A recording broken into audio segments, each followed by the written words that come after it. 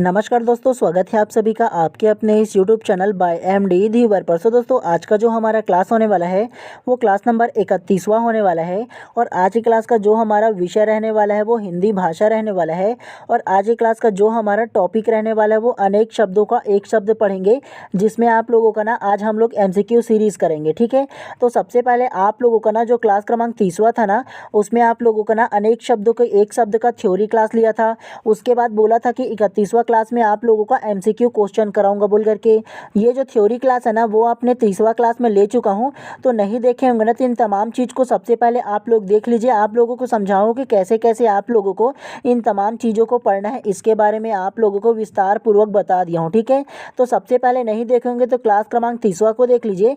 उसके बाद जब आप लोग ना ये जो MCQ सीरीज़ है उसे करोगे ना, तो आप लोगों को बहुत अच्छे तरीके से समझ में आ जाएगा। ठीक है, तो आप लोगों को क्या करना है, सबसे पहले उसको देख लीजिए। और उसके अलावा ना अगर आप लोग चैनल पे भी नए होंगे ना, तो चैनल को भी सब्सक्राइब करते हुए चलिएगा। ठीक है, ताकि ना जब आप लोग चैनल को सब्सक्राइब करते हो तो मेरे को मोटिवेशन मिलता है कि आप लोगों को ना मैं अच्छा क्लास जल्दी जल्दी ला करके दूँ और अच्छे से आप लोगों को समझाऊँ। क्योंकि आप लोगों के पास केवल 2 ही महीना का टाइम बचा हुआ है ना, दिसंबर और जनवरी। तो इन 2 महीना में आप लोगों को अच्छे तरीके से तैयारी कराऊँ ना, तो इसीलिए थोड़ा सा मेरे को भी मोटिवेशन मिलता है। ठीक है, और ये जो क्लास हो जाने के बाद ना इसका जो पूरा PDF है ना वो अपने टेलीग्राम चैनल पर डाल दूंगा, तो जा करके सर्च कर सकते हैं बाय MD धीवर करके। उसके अलावा इसी वीडियो के डिस्क्रिप्शन बॉक्स पर मेरा टेलीग्राम चैनल का लिंक डाल दूंगा, तो वहाँ से डायरेक्टली आप लोग डाउनलोड करके दोबारा पढ़ सकते हो। ठीक है, और आप लोगों को मैंने बताया था ना कि आप लोगों को इस टॉपिक को पढ़ने के बाद क्या करना है, सबसे पहले ये जो MCQ सीरीज़ है उसको लगाइए। उसके बाद ना आप लोगों की जो बुक में ना सेम टॉपिक दिया होगा उसको आप लोग पढ़िए अच्छे से और दोबारा प्रैक्टिस कीजिए। उसके बाद PDF दे दूंगा, उसको भी पढ़ लीजिएगा आप लोग। ठीक है, तो चलिए ज़्यादा देर नहीं करते हैं, सीधा सीधा प्रैक्टिस करते हैं। और आप लोगों को ट्राई करना है कि मेरे आंसर लेने से पहले खुद आंसर लेना है, क्योंकि एग्ज़ाम सेंटर में आप लोगों को कोई बताने वाला नहीं होगा कि बेटा इसके बाद ये आएगा, इसका आंसर ये होगा, ये बना लो। कोई बताने वाला नहीं होगा। जो आप लोग आंसर लगाओगे, जो आप लोग टिक लगाओगे, उसी के आधार पर आप लोगों को नंबर मिलेगा। तो इसीलिए ज़्यादा ज़रूरी है कि आप लोग ना मेरे आंसर लेने से पहले खुद आंसर लेना है, आप लोगों को प्रैक्टिस करना है। ठीक है, और जितना भी मैं प्रश्न रहा हूँ ना वो किसी न किसी ना में पूछा गया है व्यापम के, तो इसीलिए ये जो प्रश्न है वो इम्पोर्टेंट होता है आप लोगों के लिए। चलिए, प्रश्न क्रमांक 1 को सबसे पहले आप ध्यान से पढ़िए। जो दूसरे के स्थान पर अस्थायी रूप से काम करे वाक्य के लिए एक शब्द है। ऑप्शन ए स्थानापन्न, ऑप्शन बी अस्थायी, ऑप्शन सी अल्पकालीन, या ऑप्शन डी काम चलाऊ। तो क्या इसका आंसर होगा, बताइए सबसे पहले आप। तो प्रश्न क्रमांक 1 का जो करेक्ट आंसर है ना वो आप लोगों का ऑप्शन नंबर ए स्थानपन्न करेक्ट हो जाएगा। कैसे? जो दूसरे के स्थान पर अस्थायी रूप से काम करे वाक्य के लिए एक शब्द है।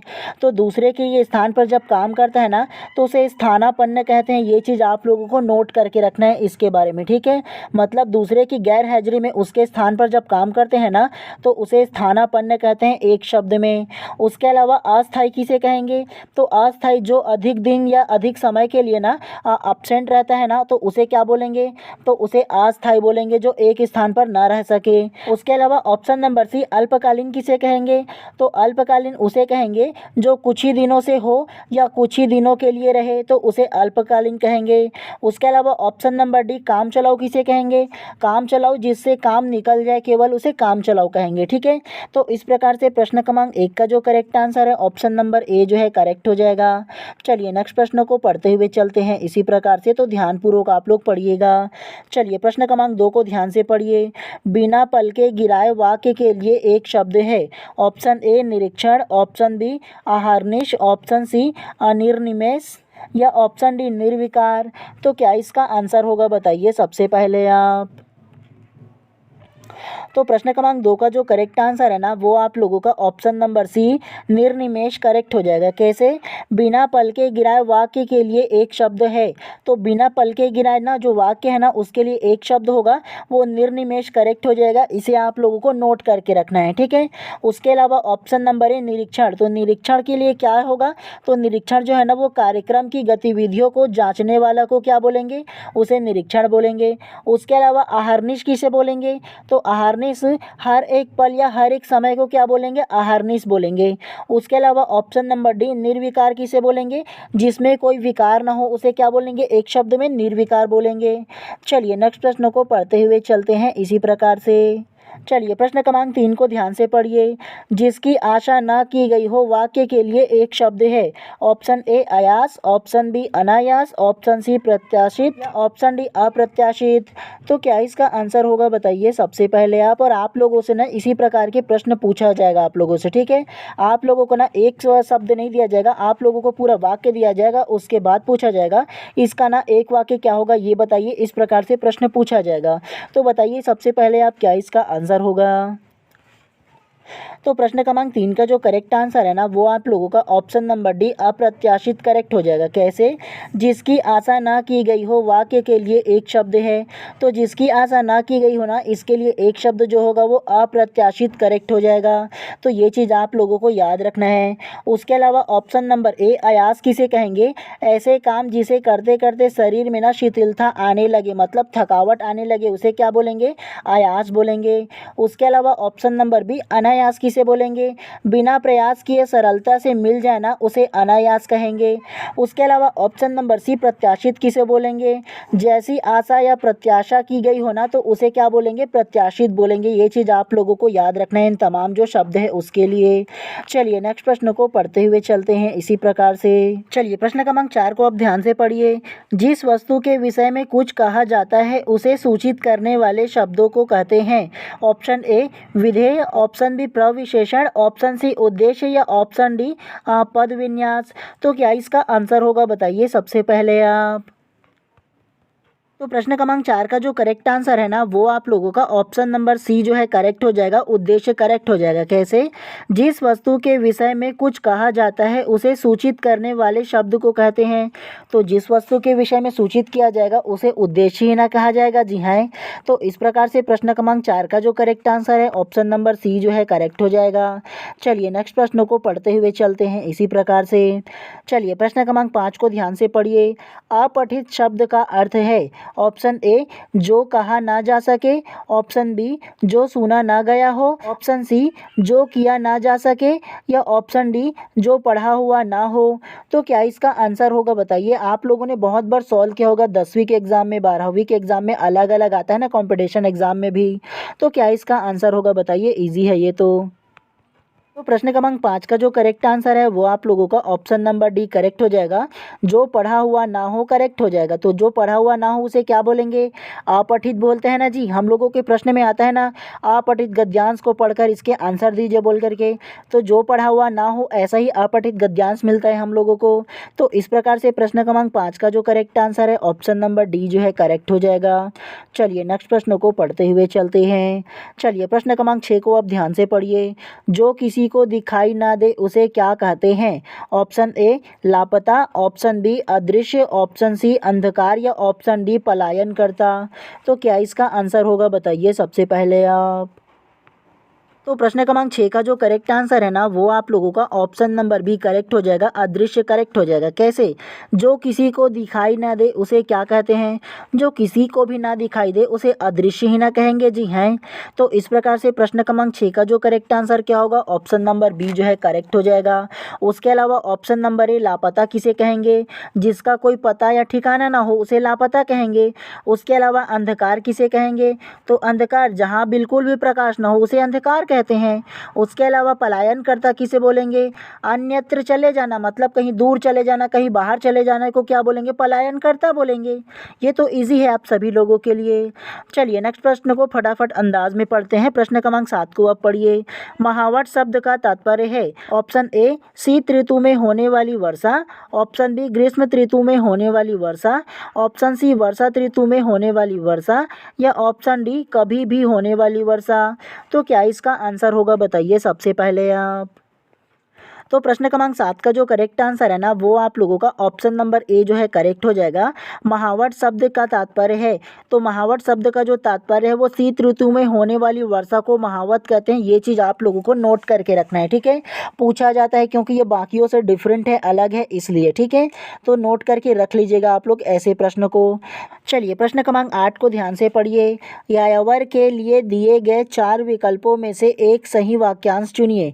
ऑप्शन ए, जिसके जीवन का कोई निश्चय उद्देश्य ना हो। ऑप्शन बी, किसी भी वस्तु को अकस्मात प्रस्तुत करने वाला। ऑप्शन सी, एक स्थान पर टिक कर ना रहने वाला। या ऑप्शन डी, इधर उधर निरुद्देश्य घूमने वाला। तो क्या इसका आंसर होगा बताइए सबसे पहले आप। तो प्रश्न क्रमांक 8 का जो करेक्ट आंसर है ना वो आप लोगों का ऑप्शन नंबर सी करेक्ट हो जाएगा। एक स्थान पर टिक कर ना रहने वाला करेक्ट हो जाएगा। कैसे? यायावर के लिए दिए गए 4 विकल्पों में से एक सही वाक्यांश चुनिए। तो ये जो यायावर शब्द है ना इसका जो करेक्ट आंसर होगा ऑप्शन नंबर सी, एक स्थान पर टिक कर ना रहने वाले को यायावर कहते हैं। ये चीज़ आप लोगों को याद रखना है इसके बारे में। चलिए नेक्स्ट प्रश्न को पढ़ते हुए चलते हैं इसी प्रकार से। चलिए प्रश्न क्रमांक 9 को ध्यान से पढ़िए। अपने ही बल पर निर्भर रहने वाले वाक्यांश के लिए एक सही शब्द चुनिए। ऑप्शन ए, सामयिक। ऑप्शन बी, स्वयं सिद्ध। ऑप्शन सी, स्वावलंबी। या ऑप्शन डी, सुषुप्सा। तो क्या इसका आंसर हो सकता है बताइए सबसे पहले आप। तो प्रश्न क्रमांक 9 का जो करेक्ट आंसर है ना वो आप लोगों का ऑप्शन नंबर सी, स्वावलंबी करेक्ट हो जाएगा। कैसे? अपने ही बल पर निर्भर रहने वाला वाक्यांश के लिए एक सही शब्द चुनिए।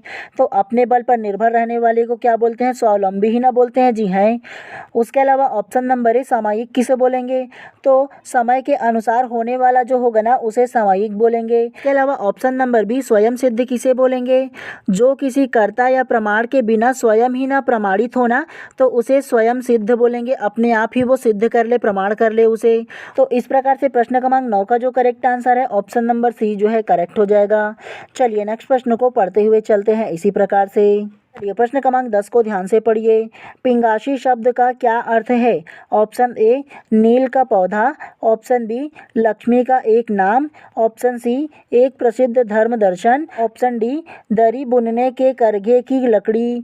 तो क्या इसका आंसर होगा बताइए सबसे पहले आप। तो प्रश्न क्रमांक 10 का जो करेक्ट आंसर है ना वो आप लोगों का ऑप्शन नंबर ए, नील का पौधा करेक्ट हो जाएगा। कैसे? पिंगाशी शब्द का क्या अर्थ है? तो पिंगाशी ये जो शब्द है ना उसका जो अर्थ होगा ना वो ऑप्शन नंबर ए, नील का पौधा को पिंगाशी बोलते हैं। ये चीज़ आप लोगों को याद रखना है इसके बारे में।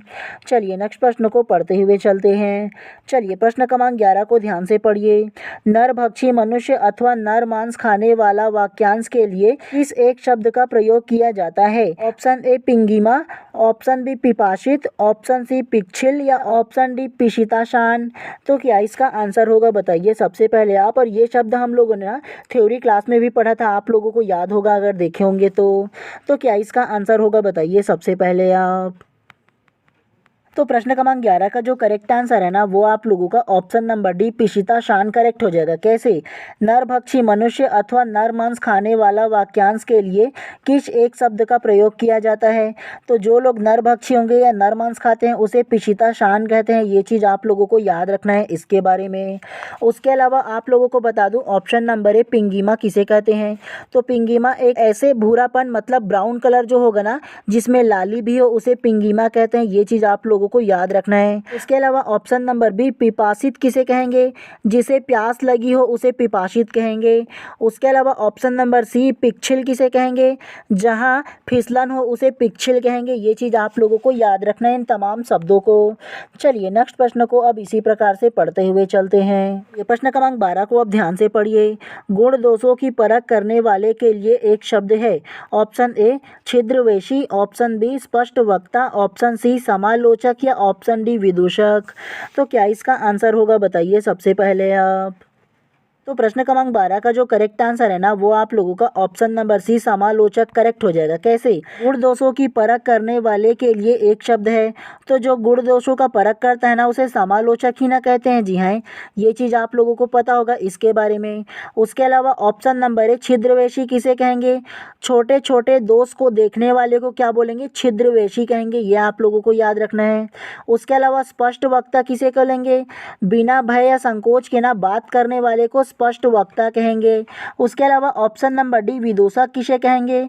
तो विदेशक वह होगा जो व्यक्ति दूसरे का वेशभूषा ग्रहण कर लोगों को ना हंसाने का कार्य करता है। मतलब एक जोकर को आप लोगों ने देखा होगा ना, जो दूसरे का वेशभूषा धारण कर लेते हैं और दूसरों को हंसाने का कार्य करते हैं, तो उसे विदूषक कहते हैं। ये चीज़ आप लोगों को याद रखना है इसके बारे में। तो इस प्रकार से प्रश्न क्रमांक 12 का जो करेक्ट आंसर होगा ऑप्शन नंबर सी समालोचक करेक्ट हो जाएगा। चलिए नेक्स्ट प्रश्न को पढ़ते हुए चलते हैं। चलिए प्रश्न क्रमांक 13 को ध्यान से पढ़िए। पहाड़ के ऊपर समभूमि के लिए एक शब्द क्या है? ऑप्शन ए अग्रगण्य, ऑप्शन बी अन्यतम, ऑप्शन सी अधित्याका या ऑप्शन डी उपरोक्त में से कोई नहीं। तो क्या इसका आंसर होगा बताइए सबसे पहले आप। तो प्रश्न क्रमांक 13 का जो करेक्ट आंसर है ना वो आप लोगों का ऑप्शन नंबर सी अधित्या का करेक्ट हो जाएगा। कैसे? पहाड़ के ऊपर समभूमि के लिए एक शब्द क्या है? तो पहाड़ के ऊपर जो समभूमि है मतलब समान जो भूमि है, समतल भूमि है ना, उसे अधित्या का बोलते हैं। ये चीज़ आप लोगों को याद रखना है इसके बारे में। उसके अलावा ऑप्शन नंबर ए अग्रगण्य किसे कहेंगे ये बताओ ना। गणना के पहले आने वाले को क्या बोलेंगे? अग्रगण्य बोलेंगे। उसके अलावा ऑप्शन नंबर बी अन्यतम, तो अन्यतम उसे बोलेंगे जब किसी तुलना में ना किसी अन्य दूसरे से न ठहरे। मतलब दो व्यक्ति की तुलना की जाएगी, उस दूसरे व्यक्ति की तुलना ना उस पे न ठहरे, उस पे कंपेयर ना किया जाए तो उसे अन्यतम बोलेंगे। तो ये चीज़ आप लोगों को याद रखना है इसके बारे में। चलिए नेक्स्ट प्रश्न को पढ़ते हुए चलते हैं इसी प्रकार से जल्दी जल्दी। चलिए प्रश्न क्रमांक 14 को ध्यान से पढ़िए। जो मुकदमा दायर करता है के लिए एक शब्द है। ऑप्शन ए वादी, ऑप्शन बी प्रतिवादी, ऑप्शन सी समवादी या ऑप्शन डी उपरोक्त में से कोई नहीं। तो क्या इसका आंसर होगा बताइए सबसे पहले आप। तो प्रश्न क्रमांक 14 का जो करेक्ट आंसर है ना वो आप लोगों का ऑप्शन नंबर ए वादी करेक्ट हो जाएगा। कैसे? जो मुकदमा दायर करता है के लिए एक शब्द है। मान के चलो किसी के खिलाफ आप मुकदमा दायर करोगे ना तो उसको क्या बोलेंगे? वादी बोलेंगे। ये चीज़ आप लोगों को याद रखना है। उसके अलावा ऑप्शन नंबर बी प्रतिवादी, तो प्रतिवादी किसे बोलेंगे? तो प्रतिवादी ना जिस पर ना मुकदमा चल रहा हो उसे प्रतिवादी बोलेंगे। मुकदमा दायर करने वाले को क्या बोलेंगे? वादी बोलेंगे। लेकिन जिस पर मुकदमा चल रहा हो उसे प्रतिवादी बोलेंगे। दोनों में अंतर आप लोगों को समझ में आया? इस प्रकार से प्रश्न क्रमांक 14 का जो करेक्ट आंसर है ऑप्शन नंबर ए जो है करेक्ट हो जाएगा। चलिए नेक्स्ट प्रश्न को पढ़ते हुए चलते हैं। चलिए प्रश्न क्रमांक 15 को ध्यान से पढ़िए। साम्यक शुद्धि तृण आदि का चुकाया जाना वाक्यांश के लिए एक शब्द कौन सा है? ऑप्शन ए शमित, ऑप्शन बी शमन, ऑप्शन सी समिता या ऑप्शन डी उपरोक्त में से कोई नहीं। तो क्या इसका आंसर हो सकता है बताइए सबसे पहले आप। तो प्रश्न क्रमांक 15 का जो करेक्ट आंसर है ना वो आप लोगों का ऑप्शन नंबर डी उपरोक्त में से कोई नहीं करेक्ट हो जाएगा। कैसे? साम्यक शुद्धि तृण आदि का चुकाया जाना वाक्यांश के लिए एक शब्द है। तो ये जो वाक्यांश है इसका जो अर्थ होगा ना वो उपयुक्त में से कोई नहीं, ये तीनों के तीनों नहीं होगा। ये आप लोगों को याद रखना है इसके बारे में। तो व्यापम के द्वारा ना ये जो प्रश्न क्रमांक 15 है ना उसका जो आंसर लिया गया है वो ऑप्शन नंबर डी उपरोक्त में से कोई नहीं लिया गया, तो हम भी इसे ही लेंगे। ठीक है, चलिए नेक्स्ट प्रश्नों को पढ़ते हुए चलते हैं अब। चलिए प्रश्न क्रमांक 16 को अब ध्यान से पढ़िए। वास्तविक मूल्य से अधिक लिया जाने वाला शुल्क के लिए सही विकल्प का चयन कीजिए। ऑप्शन ए अति शुल्क, ऑप्शन बी अधिशुल्क, ऑप्शन सी अपशुल्क या ऑप्शन डी आधी शुल्क। तो क्या इसका आंसर हो सकता है बताइए सबसे पहले आप। तो प्रश्न क्रमांक 16 का जो करेक्ट आंसर है ना वो आप लोगों का ऑप्शन नंबर बी अधिशुल्क करेक्ट हो जाएगा। कैसे? वास्तविक मूल्य से अधिक लिया जाने वाला शुल्क के लिए सही विकल्प का चयन कीजिए। तो इसका जो करेक्ट आंसर होगा ऑप्शन नंबर बी अधिशुल्क करेक्ट हो जाएगा। ये चीज़ आप लोगों को याद रखना है। तो इस प्रकार से प्रश्न क्रमांक 16 का जो करेक्ट आंसर है ऑप्शन नंबर बी जो है करेक्ट हो जाएगा। और एक चीज़ आप लोग जान लो, जितना ज़्यादा अभी प्रैक्टिस करोगे उतना ज़्यादा बेहतर होगा आप लोगों को एग्ज़ाम के प्रिपरेशन के लिए, क्योंकि जितना ज़्यादा प्रैक्टिस करोगे ना उतना ज़्यादा आप लोगों को समझ में आते जाएगा और समझाते जाओगे। ठीक है, और समझते जाओगे तो ये ज़्यादा बेहतर रहेगा। चलिए प्रश्न क्रमांक 17 को अब ध्यान से पढ़िए। जो धरती फोड़कर निकलता है। ऑप्शन ए स्वयंभू, ऑप्शन बी उद्भव, ऑप्शन सी उद्भिज या ऑप्शन डी धराभव। तो क्या इसका आंसर हो सकता है बताइए सबसे पहले आप। तो प्रश्न क्रमांक 17 का जो करेक्ट आंसर है ना वो आप लोगों का ऑप्शन नंबर सी उद्भिज करेक्ट हो जाएगा। कैसे? जो धरती फोड़कर निकलता है, तो जो धरती फोड़कर निकलता है उसे उद्भिज ही ना कहते हैं जी। मैंने आप लोगों को थ्योरी क्लास में पढ़ाया था ना। तो इस प्रकार से प्रश्न क्रमांक 17 का जो करेक्ट आंसर है ऑप्शन नंबर सी जो है करेक्ट हो जाएगा। उसके अलावा ऑप्शन नंबर ए स्वयंभू किसे बोलेंगे? तो स्वयंभू उसे बोलेंगे जो आप से ही उत्पन्न होता है, मतलब स्वयं से अपने आप से ही उत्पन्न होता है, उसे स्वयंभू बोलते हैं। चलिए नेक्स्ट प्रश्न को पढ़ते हुए चलते हैं इसी प्रकार से। चलिए प्रश्न क्रमांक 18 को ध्यान से पढ़िए। मधुर भाषण करने वाले के लिए एक शब्द चुनिए। ऑप्शन ए अल्पभाषी, ऑप्शन बी बहुभाषी, ऑप्शन सी मधुरभाषी या ऑप्शन डी तिक्तभाषी। तो क्या इसका आंसर होगा बताइए सबसे पहले आप। तो प्रश्न क्रमांक 18 का जो करेक्ट आंसर है ना वो आप लोगों का ऑप्शन नंबर सी मधुरभाषी करेक्ट हो जाएगा। कैसे? मधुर भाषण करने वाले के लिए एक शब्द है, तो मधुर भाषण जो करता है उसे मधुरभाषी बोलते हैं। ये चीज़ आप लोगों को याद रखना है, ठीक है। उसके अलावा ऑप्शन नंबर ए अल्पभाषी किसे कहेंगे? जो अल्प बोलता हो मतलब कम बोलता हो उसे अल्पभाषी बोलेंगे। उसके अलावा बहुभाषी किसे बोलेंगे? जो बहुत सी भाषाएं बोलने वाला हो ना तो उसे बहुभाषी बोलेंगे। तो इन तीनों को आप लोगों को याद रखना है इसके बारे में। चलिए नेक्स्ट प्रश्न को पढ़ते हुए चलते हैं। चलिए प्रश्न क्रमांक 19 को ध्यान से पढ़िए। वास्तविक मूल्य से अधिक लिया जाने वाला शुल्क के लिए सही शब्द है। ये तो सेम रिपीटेड प्रश्न हो गया, तो इसका जो करेक्ट आंसर होगा वो क्या होगा? ऑप्शन नंबर बी हो जाएगा, अधिशुल्क हो जाएगा। जो वास्तविक शुल्क से अधिक शुल्क लिया जाता है ना तो उसे अधिशुल्क कहते हैं। ये आप लोगों को याद रखना है। चलिए नेक्स्ट प्रश्न को पढ़ते हुए चलते हैं इसी प्रकार से। चलिए प्रश्न क्रमांक 20 को ध्यान से पढ़िए। जिसका निवारण नहीं किया जा सके के लिए एक शब्द है। ऑप्शन ए निवारण, ऑप्शन बी अनिवारण, ऑप्शन सी अनिर्णित या ऑप्शन डी अनिवार्य। तो क्या इसका आंसर होगा बताइए सबसे पहले आप। तो प्रश्न क्रमांक 20 का जो करेक्ट आंसर है ना वो आप लोगों का ऑप्शन नंबर डी अनिवार्य करेक्ट हो जाएगा। कैसे? जिसका निवारण नहीं किया जा सके के लिए शब्द है, तो जिसका निवारण नहीं किया जा सके ना तो इसके लिए एक शब्द जो होगा वो अनिवार्य करेक्ट हो जाएगा। ये चीज़ आप लोगों को याद रखना है इसके बारे में। उसके अलावा निवारण किसे बोलेंगे? जिसका समाधान करना हो उसे क्या बोलेंगे? निवारण बोलेंगे। इसके अलावा ऑप्शन नंबर सी अनिर्णित किसे बोलेंगे? जिसका या जिसके संबंध में कोई निर्णय ना हुआ हो ना तो उसे अनिर्णित बोलेंगे। तो इस प्रकार से प्रश्न क्रमांक 20 का जो करेक्ट आंसर है ना ऑप्शन नंबर डी जो है करेक्ट हो जाएगा। चलिए आज इस क्लास को यहीं पर समाप्त करते हैं, और अगर आप लोग चैनल पे नए होंगे ना तो चैनल को सब्सक्राइब कर देना और बेल आइकन को दबा देना, ताकि इसी प्रकार के जब भी मैं क्लास लाऊँ ना कंटिन्यू तो आप लोगों को प्रॉपर टाइम पे इसका नोटिफिकेशन मिले। और आप जब ना चैनल को सब्सक्राइब करते हो तो मेरे को मोटिवेशन मिलता है जी कि इसी प्रकार से ना कंटिन्यू आप लोगों का क्लास लाऊं और अच्छे से आप लोगों को तैयारी कराऊं। उसके अलावा ना अगर आप लोगों के मन में किसी प्रकार का सवाल हो ना और उस सवाल को जानने के लिए अगर आप लोग चाहते हो कि मैं अपना कॉन्टैक्ट नंबर आप लोगों को शेयर करूं, तो उसके लिए आप लोगों को क्या करना है? सबसे पहले आप लोग इंस्टाग्राम पर जाइए, सर्च कीजिए बाय एमडी धीवर करके। वहाँ पर आप लोगों को मेरा प्रोफाइल मिलेगा और मेरे प्रोफाइल के कमेंट बॉक्स में जाकर ना कमेंट कीजिए कि सर आप अपना नंबर दीजिए बोल करके ना। तो सबसे पहले मैं अपने फ़ोनपे का नंबर दे दूंगा और उस फ़ोनपे के नंबर पे आप लोगों को केवल 200 फ़ोनपे करना है। उसके बाद जो मेरा पर्सनल नंबर है उसे आप लोगों को दे दूंगा और डायरेक्ट मेरे से ना आप लोग बात कर सकते हो किसी भी टाइम किसी भी प्रकार से, और किसी भी प्रकार की सजेशन लेना चाहो तो वो ले सकते हो। ये जो रिक्वायरमेंट है ना केवल विशेष व्यक्तियों के लिए रखा हूँ। चाहूँ तो फ्री ऑफ कॉस्ट में भी दे सकता हूँ, लेकिन क्या है ना छोटे छोटे सवाल के लिए बार बार लोग फ़ोन करेंगे ना, तो इसीलिए विशेष ये जो रिक्वायरमेंट है वो रखा हूँ। वैसे भी अगर आप लोग प्राइवेट कोचिंग भी करोगे तो 10 से 12 हज़ार कोचिंग वाले लेते हैं, और वैसे भी मैं आप लोगों को सारा कंटेंट सारा जो क्लास है वो फ्री ऑफ कॉस्ट में आप लोगों को प्रोवाइड कराता हूँ। यहाँ तक कि पीडीएफ भी फ्री ऑफ कॉस्ट में दे देता हूँ। तो इसीलिए ना आप लोग ना चाहो ना तो ये रिक्वायरमेंट को फॉलो कर सकते हो, ठीक है। उसके अलावा आप लोगों को जो क्लास है ना वो प्रॉपर कंटिन्यू चलता ही रहेगा हर दिन। चलिए एक बार सोचिएगा ज़रूर आप लोग, ठीक है। चलिए अच्छे से पढ़िए। आप सभी लोगों को बहुत बहुत शुभकामनाएं।